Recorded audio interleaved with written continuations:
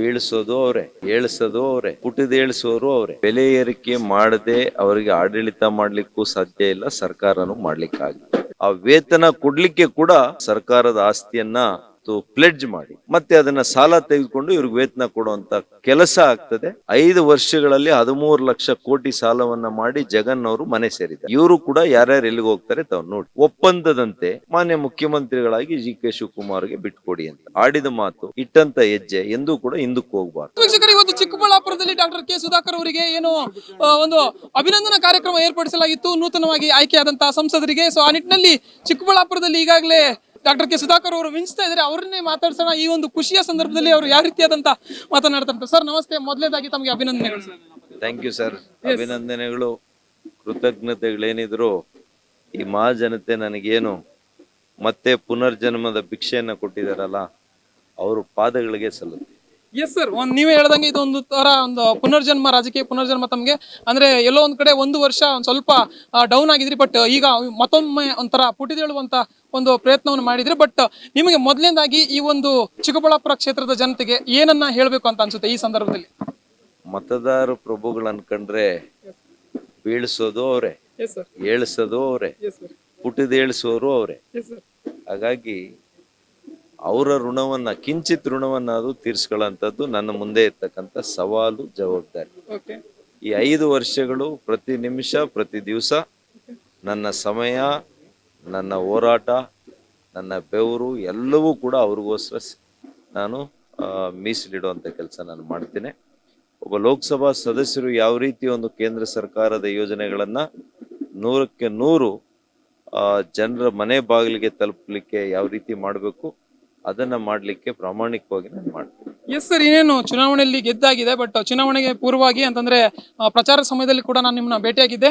So ಆ ಸಂದರ್ಭದಲ್ಲಿ ತಮ್ಮನ್ನ ಕೇಳಿದೆ ಏನು ಮುಂದಿನ ಯೋಜನೆಗಳು ಅಥವಾ ಏನು ಪ್ಲಾನ್ ಹಾಕೊಂಡಿದ್ದೀರಾ ಅಂತ. ಬಟ್ ಈಗ ಆ ನಿಮ್ಮ ಮೈಂಡ್ ಅಲ್ಲಿ ಇರುವಂತ ಯೋಜನೆಗಳಲ್ಲಿ ಪ್ರಮುಖವಾಗಿ ಮಾಡ್ಬೇಕಂತ ಅನ್ಸಿರುವಂತ ಯೋಜನೆಗಳು ಹೇಳೋದಾದ್ರೆ ಸರ್? ಗೊತ್ತಿದೆ, ನಾನು ಪ್ರಣಾಳಿಕೆಯನ್ನ, ವೈಯಕ್ತಿಕ ಪ್ರಣಾಳಿಕೆಯನ್ನ ಬಿಡುಗಡೆ ಮಾಡಿ. ಎಸ್ ಸರ್, ಅವತ್ತು ಕೂಡ ತಮ್ಮಂತ ಮಾಧ್ಯಮ ಸ್ನೇಹಿತರ ಜೊತೆ ನಾನು ಸುದ್ದಿಗೋಷ್ಠಿ ಮಾಡಿ ನನ್ನ ಮುಂದೆ ಇರತಕ್ಕಂತ ಭಗವದ್ಗೀತೆ ನನ್ನ ಪ್ರಣಾಳಿಕೆ. ಮಾನ್ಯ ನರೇಂದ್ರ ಮೋದಿ ಅವರ ಯೋಜನೆಗಳ ಜೊತೆಗೆ ನನ್ನ ಕ್ಷೇತ್ರದ ಜನಕ್ಕೆ ನಾನು ಕೊಟ್ಟಿರುವಂತ ಮಾತೇನಿದೆ, ಪ್ರಣಾಳಿಕೆ ಏನಿದೆ, ಅದನ್ನ ಅಕ್ಷರ ಸಹ ನಾನು ಅನುಷ್ಠಾನಕ್ಕೆ ತರುವಂತದ್ದೇ ನನ್ನ ಧ್ಯೇಯ. ಈ 5 ವರ್ಷದಲ್ಲಿ ಅತಿ ಹೆಚ್ಚು ಏನು ಪ್ರಣಾಳಿಕೆಯ ಭರವಸೆಗಳು ಕೊಟ್ಟಿದ್ದೇನೆ, ಅತಿ ಹೆಚ್ಚು ಎಲ್ಲವೂ ಆಗದೆ ಇದ್ರೂ ಕೂಡ 80%, 90% ಅಷ್ಟು ಅದನ್ನ ಅನುಷ್ಠಾನಕ್ಕೆ ಮಾಡುವಂತದ್ದೇ ನಾನು ಮಾಡುವಂತ ಕೆಲಸ. ಒಂದು ಓಟಿಂದ ತಾವು ಇಲ್ಲಿಂದ ಲೀಡ್ ಪಡ್ಕೊಂಡ್ರು, ಏನ್ ಚಿಕ್ಕಬಳ್ಳಾಪುರ ವಿಧಾನಸಭಾ ಕ್ಷೇತ್ರದಿಂದ ತಾವು ರಾಜೀನಾಮೆ ಪಡ್ಕೋತೀವಿ ಅಂತ ಹೇಳಿದ್ವು. ಬಟ್ ಅದು ಬೇರೆ ಮಾತು. ಬಟ್ ತಮಗೆ ಇಲ್ಲಿ ಎಲ್ಲದಕ್ಕಿಂತ ಹೆಚ್ಚಾಗಿ 22,000 ಮತಗಳ ಏನು ಲೀಡ್ ಸಿಕ್ಕಿದೆ. ಈ ಒಂದು ಲೀಡಿನ ಬಗ್ಗೆ ಅಂತಂದ್ರೆ ಇಷ್ಟೊಂದು ದೊಡ್ಡ ಮಟ್ಟಿಗಿನ ಲೀಡ್ ಸಿಕ್ಕಿರೋದ್ರ ಬಗ್ಗೆ ಏನ್ ಹೇಳಕ್ ಬಯಸ್ತಾರೆ ಸರ್? ನನ್ನ ಕ್ಷೇತ್ರದ ಜನತೆ ಬಗ್ಗೆ ನನಗೆ ಯಾವಾಗ್ಲೂ ಕೂಡ ಅಚಲ ನಂಬಿಕೆ, ಅಚಲ ವಿಶ್ವಾಸ, ಪ್ರೀತಿ ಇವೆಲ್ಲವೂ ಕೂಡ ಇದೆ. ಕೆಲವು ಕಾರಣಗಳು, ಕೆಲವು ಸಂದರ್ಭಗಳಲ್ಲಿ ಅದು ಭಿನ್ನ ಆಗ್ಬೋದು. ಆದ್ರೆ ಹಾಗೆ ಅಂತೇಳಿ ಅವ್ರ ಮನೆ ಮಗನನ್ನ ಅವರು ಹೊರಗಡೆ ಕಳ್ಸೋಂತ ಕೆಲಸ ಮಾಡಿಲ್ಲ. ಯಾವುದೋ ಒಂದು ಕಾರಣದಲ್ಲಿ ಅಚಾತುರ್ಯದಿಂದನೋ ಅಥವಾ ನನ್ನ ಆಡಳಿತದ ಅವಧಿಯಲ್ಲಿ ನಾನು ವೈಯಕ್ತಿಕವಾಗಿ ಹೆಚ್ಚು ಸಂಪರ್ಕಕ್ಕೆ ಭೇಟಿ ಆಗ್ಲಿಕ್ಕೆ ಸಾಧ್ಯ ಆಗ್ಲಿಲ್ಲ ಅಂತಾನು ಯಾವುದೋ ಒಂದು ಕಾರಣ, ಒಂದು ಹಿನ್ನಡೆ ಆಗಿತ್ತು.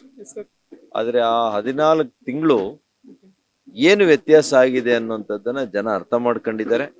ಅವ್ರ ಮನೆ ಮಗ ಯಾವ ರೀತಿ ಕೆಲಸ ಮಾಡ್ತಾ ಇದ್ರು ಅನ್ನೋದು ಅವ್ರಿಗೆ ಗಮನಕ್ಕೆ ಬಂದಿದೆ. ಹಾಗಾಗಿ ಮತ್ತೆ ಅವರು ನನಗೆ ಆಶೀರ್ವಾದ ಕೊಟ್ಟು ಅವ್ರ ಸೇವೆ ಮಾಡ್ಲಿಕ್ಕೆ ಮತ್ತೊಮ್ಮೆ ಅವಕಾಶವನ್ನ ಕೊಟ್ಟಿದ್ದಾರೆ. ಎಸ್ ಸರ್, ಇನ್ನ ಶಾಸಕರಾದ್ರಿ, ಸಚಿವರು ಕೂಡ ಆದ್ರಿ, ಈಗ ಪಾರ್ಲಿಮೆಂಟ್ ಕೂಡ ಪ್ರವೇಶ ಮಾಡಿದ್ರಿ. ಪಾರ್ಲಿಮೆಂಟಿನ ಮೊದಲನೇ ದಿನದ ಅನುಭವ ಅಂದ್ರೆ ಎಷ್ಟು ಖುಷಿ ನೀಡ್ತು ಸರ್ ನಿಮ್ಗೆ? ಆ ಒಂದು ಖುಷಿ ವಿಚಾರ ಹಂಚ್ಕೊಳ್ಳೋದಾದ್ರೆ. ನೋಡಿ, ಒಂದು ಸಣ್ಣ ಹಳ್ಳಿಯಿಂದ ಇವತ್ತು ಡೆಲ್ಲಿ ತನಕ ನಾನು ಹೋಗಿದ್ದೇನೆ. ನಾನು ಅಪಾಯಿಂಟ್ಮೆಂಟ್ ಕೇಳಿದ್ರೆ ತಕ್ಷಣ ನನಗೆ ಮಾನ್ಯ ಪ್ರಧಾನ ಮಂತ್ರಿಗಳಾದಿಯಾಗಿ, ರಾಷ್ಟ್ರಪತಿಗಳು, ಉಪರಾಷ್ಟ್ರಪತಿಗಳು ಒಂದೇ ದಿವಸ ನನಗೆ 3 ಒಂದು ಅಪಾಯಿಂಟ್ಮೆಂಟ್ ಸಿಕ್ಕಿದೆ, ಸಂದರ್ಶನ ಸಿಕ್ಕಿದೆ. ಮಾನ್ಯ ಪ್ರಧಾನ ಮಂತ್ರಿಗಳಂತೂ ಅತ್ಯಂತ ಆತ್ಮೀಯವಾಗಿ ನನ್ನನ್ನು ಮಾತನಾಡಿದ್ದಾರೆ, ಬೆನ್ತಟ್ಟುವಂತ ಕೆಲಸ ಮಾಡಿದ್ದಾರೆ. ಒಳ್ಳೆ ಕೆಲಸ ಮಾಡಬೇಕು, ನಾನು ನಿಮ್ ಜೊತೆಲಿದ್ದೇನೆ, ಸರ್ಕಾರದ ಕಾರ್ಯಕ್ರಮಗಳನ್ನ ಕಟ್ಟ ಕಡೆಯ ಪ್ರಜೆಗೆ ತೆಗೆದುಕೊಂಡು ಹೋಗ್ಬೇಕು ನೀನು. ಕೆಂಪೇಗೌಡರ ಜಯಂತಿ ಅಂಗವಾಗಿ ನಾನು ಅವರಿಗೆ ಅವರೇ ಕೆಂಪೇಗೌಡರ ಪ್ರತಿಮೆಯನ್ನ ಅನಾವರಣ ಮಾಡಿದಂತ ಒಂದು ಚಿತ್ರ ಇತ್ತು. ಅದನ್ನ ಫ್ರೇಮ್ ಮಾಡಿ ಅವರಿಗೆ ಕೊಟ್ಟೆ. ಆಗ ಅವ್ರು ಬಹಳ ಒಳ್ಳೆ ಮಾತನ್ನ ಸ್ವಾರಸ್ಯಕರವಾಗಿ ಹೇಳಿದ್ರು. ಕೆಂಪೇಗೌಡರು ಯಾವ ರೀತಿ ಎತ್ತರಕ್ಕೆ ಬೆಳೆದ್ರು, ಒಳ್ಳೆಯ ನಾಯಕನನ್ನಾಗಿ ನಿನ್ನ ನೋಡ್ಬೇಕು ಅಂತ ನಾನು ಬಯಸ್ತೇನೆ, ನನ್ನ ಆಶೀರ್ವಾದ ಇದೆ ಅನ್ನೋ ಮಾತುಗಳನ್ನ ಹೇಳಿದ್ರು. ಇದಕ್ಕಿನ್ನ ದೊಡ್ಡ ನಂದು ಕೂಡ 27 ನನ್ನ ಹುಟ್ಟುಹಬ್ಬ ಆಗಿರೋದ್ರಿಂದ ಕೆಂಪೇಗೌಡರ ಜಯಂತಿ ಕೂಡ ಅವತ್ತೇ ಇದೆ. ಅದೇ ನನಗೆ ಈ ವರ್ಷದ ನನ್ನ ಹುಟ್ಟುಹಬ್ಬದ ಅತಿ ದೊಡ್ಡ ಉಡುಗೊರೆ ಅಂದ್ರೆ ಮಾನ್ಯ ಪ್ರಧಾನಿಗಳ ಆಶೀರ್ವಾದ, ಮಾನ್ಯ ಪ್ರಧಾನಿಗಳ ಮನಸ್ಸು ಬಿಚ್ಚಿ ನನಗೆ ಏನು ಹುರಿದುಂಬಿಸಿದ್ದಾರೆ ಅದನ್ನ ನನ್ನ ಜೀವನದಲ್ಲಿ ಎಂದೂ ಕೂಡ ಮರೀಲಿಕ್ಕೆ ಸಾಧ್ಯ ಇಲ್ಲ. ಕೊನೆಯದಾಗಿ ಒಂದೇ ಒಂದು ಪ್ರಶ್ನೆ, ರಾಜ್ಯ ರಾಜಕೀಯದ ವಿಚಾರವಾಗಿ, ರಾಜ್ಯ ಸರ್ಕಾರದ ವಿಚಾರವಾಗಿ ಚರ್ಚೆ ಆಗ್ತಾ ಇರುವಂತಹ ಅತಿ ಹೆಚ್ಚು ಚರ್ಚೆ ಆಗ್ತಾ ಇರುವಂತಹ ವಿಚಾರ 3 DCM ಹಾಗೂ CM ಬದಲಾವಣೆ ವಿಚಾರ, ಹಾಗೇನೆ ರಾಜ್ಯದಲ್ಲಿ ಆಗ್ತಾ ಇರುವಂತಹ ಬೆಲೆ ಏರಿಕೆ ವಿಚಾರವಾಗಿ ಹೇಗೆ ಪ್ರತಿಕ್ರಿಯೆ? ನೋಡಿ, ಬೆಲೆ ಏರಿಕೆ ಮಾಡದೆ ಅವರಿಗೆ ಆಡಳಿತ ಮಾಡ್ಲಿಕ್ಕೂ ಸಾಧ್ಯ ಇಲ್ಲ, ಸರ್ಕಾರನೂ ಮಾಡ್ಲಿಕ್ಕಾಗಿಲ್ಲ. ಯಾಕೆ ಅಂದ್ರೆ ಇವತ್ತು ಆರ್ಥಿಕ ಪರಿಸ್ಥಿತಿ ಸಂಪೂರ್ಣ ಹಾಳಾಗಿದೆ. ನಾನು ಪ್ರಾರಂಭದಿಂದ ಹೇಳ್ತಾ ಇದ್ದೀನಿ, ಯಾವುದೇ ವೈಜ್ಞಾನಿಕವಾಗಿ ಆಳವಾಗಿ ಅಧ್ಯಯನ ಮಾಡದೆ ನೀವು ಕೇವಲ ರಾಜಕೀಯ ಅಧಿಕಾರಕ್ಕೋಸ್ಕರ ಈ ರಾಜ್ಯದ ಆಡಳಿತ ವ್ಯವಸ್ಥೆ, ಆರ್ಥಿಕ ವ್ಯವಸ್ಥೆಯನ್ನ ಇವತ್ತು ಅದಕ್ಕೆ ಕೊಡ್ಲಿ ಪೆಟ್ಟನ್ನ ಕೊಡುವಂತ ಕೆಲಸ ತಾವು ಮಾಡಿದ್ದೀರಿ, ಬುಡಮೇಲ್ ಮಾಡಿದ್ದೀರಿ. ಇದರ ಪ್ರಾಯಶ್ಚಿತ್ತ ಈಗಲಾದ್ರೂ ತಾವು ಮಾಡ್ಕೊಳ್ಳಿ.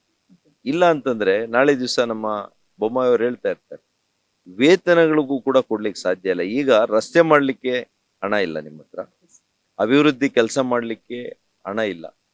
ನಾಳೆ ಸರ್ಕಾರದಲ್ಲಿ ಕೆಲಸ ಮಾಡುವಂತ ನಮ್ಮ ಪೊಲೀಸ್ನವರು, ಶಿಕ್ಷಕರು, ಲೈನ್ ಮ್ಯಾನ್ಸು, ಬಸ್ಸಲ್ಲಿ ಕಂಡಕ್ಟರ್ಸು, ಪೌರ ಕಾರ್ಮಿಕರು, ಇವ್ರಿಗೆ ಯಾರಿಗೂ ಕೂಡ ವೇತನ ಕೂಡ ಸರಿಯಾದ ಸಮಯಕ್ಕೆ ಬರಲ್ಲ. ಆ ವೇತನ ಕೊಡ್ಲಿಕ್ಕೆ ಕೂಡ ಮತ್ತೆ ಇವರು ಯಾವ್ದಾದ್ರು ನಮ್ಮ ಸರ್ಕಾರದ ಆಸ್ತಿಯನ್ನ ಇವತ್ತು ಪ್ಲೆಡ್ಜ್ ಮಾಡಿ ಮತ್ತೆ ಅದನ್ನ ಸಾಲ ತೆಗೆದುಕೊಂಡು ಇವ್ರಿಗೆ ವೇತನ ಕೊಡುವಂತ ಕೆಲಸ ಆಗ್ತದೆ. ಆಂಧ್ರ ಪ್ರದೇಶ್ ಮಾಡೆಲ್ ಅನ್ನ ನೀವು ನೋಡಿ, 5 ವರ್ಷಗಳಲ್ಲಿ 13 ಲಕ್ಷ ಕೋಟಿ ಸಾಲವನ್ನ ಮಾಡಿ ಜಗನ್ ಅವರು ಮನೆ ಸೇರಿದ್ದಾರೆ. ಇವರು ಕೂಡ ಯಾರ್ಯಾರು ಎಲ್ಲಿಗೆ ಹೋಗ್ತಾರೆ ತಾವು ನೋಡಿ. CM ಮತ್ತೆ DCM ಚರ್ಚೆ ಅಂದ್ರೆ 3 DCM ಆಗ್ಬೇಕು. ಹಾಗೇನೆ ನೋಡ್ರಿ, ಅಲ್ಲಿ ನನಗಿರೋ ಮಾಹಿತಿ ವರಿಷ್ಠರು ಈಗಾಗಲೇ ತೀರ್ಮಾನ ಮಾಡಿದ್ದಾರೆ. 2.5 ವರ್ಷ ಮಾನ್ಯ ಮುಖ್ಯಮಂತ್ರಿಗಳು ಸಿದ್ದರಾಮಯ್ಯನವರು, ಮುಂದಿನ 2.5 ವರ್ಷಗಳು ಮಾನ್ಯ DK ಶಿವಕುಮಾರ್ ಅವರು ಮುಖ್ಯಮಂತ್ರಿಗಳು ಅಂತ ತೀರ್ಮಾನ ಆಗಿದೆ ಅಲ್ಲಿ ನನಗಿರುವಂತ ಮಾಹಿತಿ ಪ್ರಕಾರ.